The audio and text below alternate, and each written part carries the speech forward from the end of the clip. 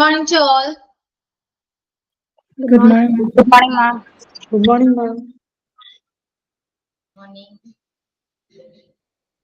Okay, start here, Nanga. Start with prayer. Start of the answer. Prayer. In the name of Allah, the most gracious, the most merciful, O Allah, thank you for today's learning. Bless our teachers, friends, and this class. Grant us beneficial knowledge and guide us on the right path. Ameen.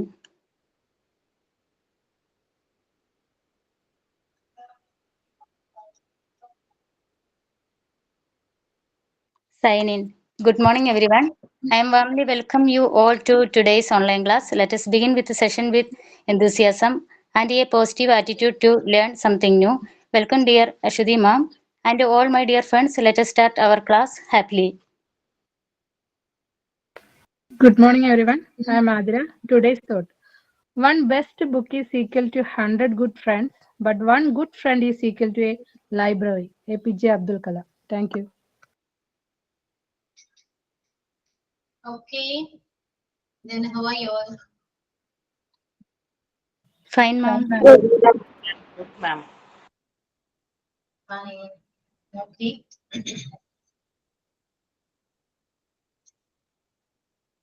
ഇനി എന്താണ് ഇന്ന് എന്റെ class അല്ല കേട്ടോ അല്ലെ അറിയാലോ അല്ലെ okay അപ്പൊ നിങ്ങൾ എക്സ്പെക്ട് ചെയ്തിട്ടില്ല അതുകൊണ്ട് തന്നെ കഴിഞ്ഞ ഇംഗ്ലീഷ് ക്ലാസ്സിൽ എന്തായിരുന്നു നമ്മൾ പാർട്ടിസിപ്പന്റ് പ്രസന്റേഷൻ ചെയ്തിരുന്നു ആരെങ്കിലും പ്രിപ്പയർഡ് ആണോ ഇനി അങ്ങനെ ചെയ്യുന്നുണ്ടോ അത്യാവശ്യം കുറച്ച് പേര് ആബ്സെന്റ് ആയിരുന്നു എന്ന് തോന്നുന്നു അല്ലെ ആണോ എന്താണ് റെസ്പോണ്ട് ചെയ്യാത്തെ ആരൊക്കെയായിരുന്നു ഇന്റേൺഷിപ്പിന് പോയെന്ന് പറഞ്ഞു മാം ഞാൻ ഇന്റേൺഷിപ്പിലായിരുന്നു. ഓക്കെ കഴിഞ്ഞോ ഇല്ല മാം കഴിഞ്ഞിട്ടില്ല. ആക്ച്വലി ഇന്നലെ ആനുവൽ ഡേ ആയിരുന്നു. എന്നോട് മിസ്സുമാര് ആവശ്യപ്പെട്ടു 2 മണിക്ക് വരാൻ കുറച്ച് നേരത്തെ വരികയാണെങ്കിൽ അപ്പൊ എക്സ്പീരിയൻസ് കിട്ടുമല്ലോ എന്ന് ചോദിച്ചു. അപ്പൊ ഞാൻ പോയി. എന്റെ മക്കളും ഉണ്ടായിരുന്നു. എല്ലാം കഴിഞ്ഞ് വീട്ടിലേക്ക് എത്തിയപ്പോ 11 മണിയായി. നൈറ്റ് പരിപാടികളൊക്കെ കഴിഞ്ഞ്. Yes ma'am. നല്ലൊരു എക്സ്പീരിയൻസ് ആയിരുന്നു മാം. കുഞ്ഞു മക്കളെ കെ ജി പിള്ളേരാണല്ലോ. അപ്പോ സത്യം പറഞ്ഞാൽ നമുക്ക് ഇപ്പൊ ഓക്കെയാണ്. ഇപ്പൊ ഒരു കെ ജി പിള്ളേരെ നമ്മുടെ കൈ കിട്ടിക്കഴിഞ്ഞാൽ എങ്ങനെ അവരെ ഹാൻഡിൽ ചെയ്യണം എന്നുള്ളത് നല്ലപോലെ ഞാൻ പഠിച്ചു. Yes ma'am. എക്സ്പീരിയൻസിലൂടെയാണ് നമ്മളെല്ലാം പഠിക്കുക അല്ലെ പറയുമ്പോൾ എളുപ്പമാണെങ്കിലും നമ്മളത് എക്സ്പീരിയൻസ് ചെയ്യുമ്പോഴാണ് നമുക്ക് കുറച്ചുകൂടെ കാര്യങ്ങൾ മനസ്സിലാക്കാൻ പറ്റും മാം എന്റെ വീട്ടിലെ ഇവിടെ കിച്ചന്റെ ജനൽ തുറന്നു കഴിഞ്ഞാൽ സ്കൂളിലെ ടീച്ചേഴ്സിന്റെ സൗണ്ട് ഇടയ്ക്ക് കേൾക്കാം, ഇങ്ങനെ ഷൗട്ട് ചെയ്യണതും. അപ്പൊ ഞാൻ മനസ്സിൽ വിചാരിച്ചിട്ടുണ്ട്, ദൈവം ഈ കുഞ്ഞു പിള്ളേരോട് എന്തിനാണ് ഈ ടീച്ചേഴ്സ് ഇങ്ങനെ ഒച്ചത്, അങ്ങനെയൊക്കെ ഞാൻ ചിന്തിച്ചിട്ടുണ്ട്. പക്ഷെ പോയപ്പോഴാണ് എന്തുകൊണ്ടാണ് മിസ്സുമാർ അങ്ങനെ സൗണ്ട് എടുക്കുന്നതെന്നുള്ളത് ഞാൻ അറിഞ്ഞു കാര്യങ്ങൾ എന്താന്നുള്ളത്. അവരങ്ങനെ ഷൗട്ട് ചെയ്തില്ലെങ്കിൽ പിള്ളേർ ഇരിക്കില്ല. അയ്യോ മിസ്സേ, അവരെ ഇരുത്തുന്നതാ പാട്. അവരിയ്ക്കില്ല സീറ്റില്. ഫുൾ ടൈം കംപ്ലൈന്റ്സ് ആണ്. അവൻ അങ്ങനെ ചെയ്തു ഇങ്ങനെ ചെയ്തു. പിന്നെ ഞാനിങ്ങനെ കുറെ ആക്ടിവിറ്റീസുകളൊക്കെ കൊണ്ടുപോയത് കൊണ്ട് അതിലെന്തെങ്കിലും ഒരെണ്ണം കാണിച്ചു കഴിഞ്ഞാൽ അവർ ഓക്കെ സൈലന്റ് ആവും. കൈ കിട്ടി അത് കണ്ടു കഴിഞ്ഞാൽ പിന്നെയും പഴയ പോലെ ഇരിക്കില്ല, ഒരു സ്ഥലത്ത് ഇരിക്കില്ല. അങ്ങനെ നാളെയും പോണം മിസ്, നാളെയും പോണം. സാറ്റർഡേ ഉണ്ട്. പക്ഷെ ഇല്ലല്ല, സാറ്റർഡേ KGസിനില്ല, ബാക്കിയുള്ളവർക്കുണ്ട്. എനിക്ക് ഇത് മനസ്സിലായത് എന്താണെന്ന് വെച്ചാൽ എന്റെ മോള് ഇപ്പൊ ഞാൻ പറഞ്ഞല്ലോ LKG ആണ്. അപ്പൊ അവൾക്ക് ആനുവൽ ഡേ ആയിരുന്നു കഴിഞ്ഞ വീക്ക്. അപ്പോ ഞാൻ ആ ടൈമില് ഉച്ചയ്ക്കാണ് ചെല്ലാൻ പറഞ്ഞത്. അങ്ങനെ ഉച്ചയ്ക്ക് ഞങ്ങൾ പോയി. അത് കഴിഞ്ഞിട്ട് ഉച്ചയ്ക്ക് അവിടെ ചെന്നപ്പോൾ ബഹളം. ഞാൻ എപ്പോഴും നമ്മൾ ആദ്യം അവിടെ കൊണ്ടതാക്കുമ്പോ സൈലന്റ് ആണല്ലോ. ഫസ്റ്റ് രാവിലെ എല്ലാ കുട്ടികളും സൈലന്റ് ആണ്. പക്ഷെ ഉച്ചയായപ്പോ ഞങ്ങൾ ലാസ്റ്റ് ആണെന്ന് വന്നേന്ന് തോന്നുന്നു. എന്താണ് ബഹളം ഞാനും ആലോചിച്ച്. സമ്മതിക്കണോട്ടോ ടീച്ചേഴ്സിനെ. ഒരാളെ ഇങ്ങോട്ട് വിളിച്ച് അടുത്താൾ അങ്ങോട്ട് പോകും. ഒച്ചപ്പാടും ബഹളമായിരുന്നു. ഞാനപ്പോ ആലോചിക്കുകയായിരുന്നു. അങ്ങനെ എനിക്ക് എക്സ്പീരിയൻസ് ഫസ്റ്റ് ടൈം ആണ്. ഞാൻ അങ്ങനെ കുഞ്ഞു കുട്ടികളെ ഹാൻഡിൽ ചെയ്തതിനും അങ്ങനെ പഠിപ്പിച്ചിട്ടില്ല, ഞാൻ കണ്ടിട്ടില്ല. അപ്പൊ മോളെ കൊണ്ടുവന്നാക്കാൻ പോയപ്പോഴാണ് ഞാൻ അറിയുന്നത്. ഭയങ്കര അതോടെ ശ്രുതി ഇത് പറഞ്ഞപ്പോ പെട്ടെന്ന് ആ ദിവസമാണ് ആലോചിച്ചത്. അവിടെ അല്ലാതെ ഹെൽപ്പേഴ്സ് ഉണ്ടല്ലോ, ടീച്ചേഴ്സ് വേറെ ഹെൽപ്പേഴ്സ് വേറെ. ഭയങ്കര ഒച്ചപ്പാട്. കുറച്ചുപേര് കുട്ടികളെ പിടിച്ചു നിർത്തുന്നു, ഒരാൾ അങ്ങോട്ട് ഓടുന്നു ഇങ്ങോട്ട് ഓടുന്നു.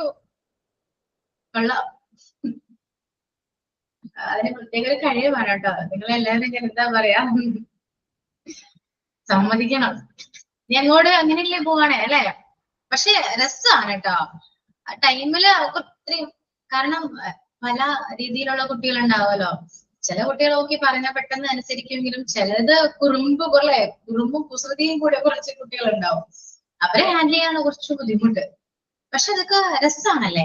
നമുക്ക് ഇപ്പൊ പറയാം രസമാണെന്നൊക്കെ, പക്ഷെ ആ ടൈമിൽ നമുക്കത് രസമായിട്ട് തോന്നില്ല അല്ലെ? ശരിയല്ലേ?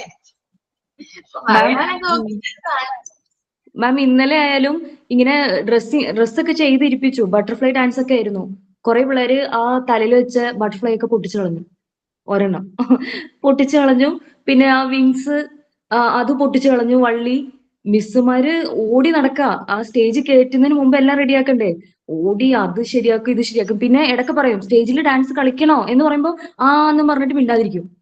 പിന്നെയും തുടങ്ങും. അയ്യോ ഇത് വല്ലാത്തൊരു എക്സ്പീരിയൻസ് ആണ്. നമുക്ക് പുറമേ ഇരുന്ന് പറയാനൊക്കെ രസമാണ്. കുട്ടികളല്ലേ നമുക്ക്. ഓക്കെ നമ്മള് എല്ലാം മറക്കും അത് വേറെ കാര്യം. നമ്മൾ എപ്പോഴും എൻഗേജ്ഡ് ആണ്. നമുക്ക് ഓർക്കാനൊന്നും സമയമൊന്നുമില്ലല്ലോ. പക്ഷെ നമുക്ക് ഭയങ്കര ഒരു റിസ്ക് ആണ് കേട്ടോ ശരിക്കും. കുട്ടികളെ നമ്മൾ മാനേജ് ചെയ്യാന്ന് പറഞ്ഞ കുറച്ച് റിസ്ക് പിടിച്ച പണിയും കൂടിയാണ്. എന്നാലും എൻജോയ് ചെയ്യാനും പറ്റും. അല്ലാതെയും സ്ട്രെസ് ഒക്കെ ഉണ്ട് അതിന്റെ കൂടെ, ഇല്ലെന്ന് പറയുന്നില്ല. അതെല്ലാ എന്താണ് ജോബാണെങ്കിലും ഉണ്ടാവും. ഇത് പിന്നെ പ്രത്യേകിച്ച് റെസ്പോൺസിബിലിറ്റി കൂടുതലാണ്, റിസ്ക് കൂടുതലാണ് അല്ലെ? പക്ഷെ കുറച്ചൊക്കെ രസവും കൂടിയാണല്ലേ? രസമാണ്. അതെ മാം, ഞാനും പോയപ്പോ അങ്ങനെ തന്നെയായിരുന്നു. ഫസ്റ്റത്തെ 2 ദിവസം അവരിയ്ക്കാനായിട്ട് ഇത്തിരി ബുദ്ധിമുട്ടായിരുന്നു. അപ്പൊ 2 ഡേയ്സ് വരെ ചില കുട്ടികളുണ്ട് അവര് പറഞ്ഞു കഴിഞ്ഞാൽ അപ്പൊ തന്നെ അനുസരിച്ച് അവിടെ ഇരുന്നോളും, എന്ത് പറഞ്ഞാലും കേൾക്കും. പക്ഷെ ചില കുട്ടികൾ അങ്ങനെയല്ല, അവരത് മൈൻഡ് പോലും ചെയ്യില്ല. അവര് വേറൊരു ലോകത്തിലേക്ക് പോകും. അവര് വേറെ എന്തോ പറയാ അങ്ങനെയൊക്കെ ആയിരിക്കും. അപ്പൊ നമ്മള് എല്ലാവരും പിടിച്ചിരുത്താനുള്ള ഒരു ഇതാണ് ആദ്യം നമ്മൾ ശ്രമിക്കേണ്ടത്. ഇരുന്ന് കിട്ടിയിട്ട് വേണം നമുക്ക് ക്ലാസ് എടുക്കാൻ വേണ്ടിയിട്ട്. അപ്പൊ ആദ്യത്തെ 2-3 ദിവസം അത് തന്നെയായിരുന്നു. ഇരുന്നതിന് ശേഷമാണ് പിന്നെ ലെസൺ പ്ലാനും ക്ലാസ് എടുക്കലും അങ്ങനെയൊക്കെ തുടങ്ങേണ്ട ആവശ്യമുള്ളൂ.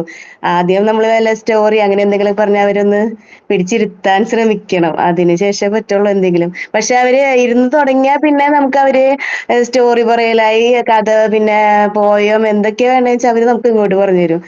അങ്ങനെയായിരുന്നു പിന്നെ ഇരുന്നതിന് ശേഷം. പിന്നെ അതുപോലെ ആക്ടിവിറ്റി ചെയ്യുമ്പോൾ അവർക്ക് ഭയങ്കര ഇൻട്രസ്റ്റ് ആണ് കേട്ടോ.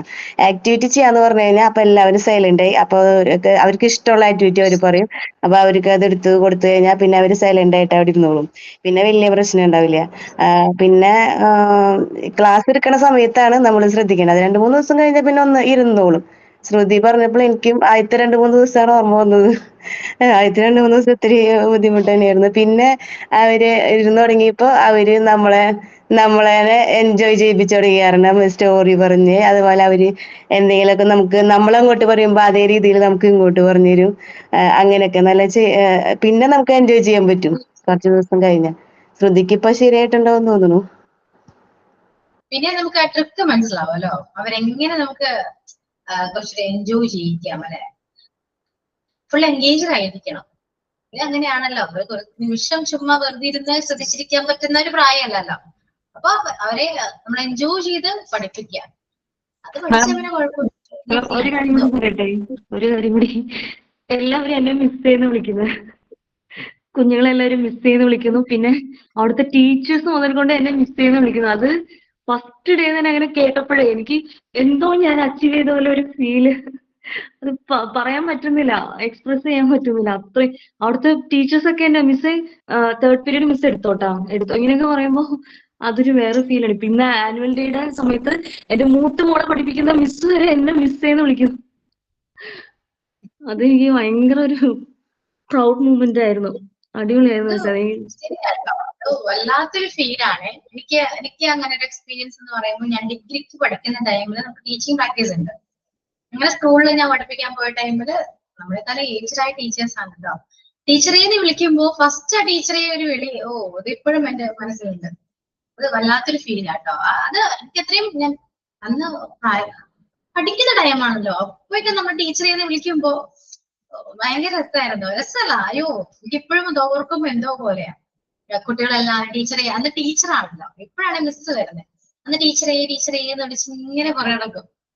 അവിടുത്തെ മിസ്സുമാരാണെങ്കിലും പ്രിൻസിപ്പൾ ആണെങ്കിലും ഒക്കെ ടീച്ചറെ വിളിക്കുമ്പോൾ നമുക്ക് എന്തോ അച്ചീവ് ചെയ്തൊരു ഫീലാണ്. എന്നാൽ ആ പൊസിഷനിൽ നിർത്തിയിട്ടൊന്നുമില്ല, പക്ഷെ നമ്മൾ പഠിപ്പിക്കുന്ന ടൈമിലുള്ള ആ ഒരു ട്രെയിനിങ് ആണല്ലോ.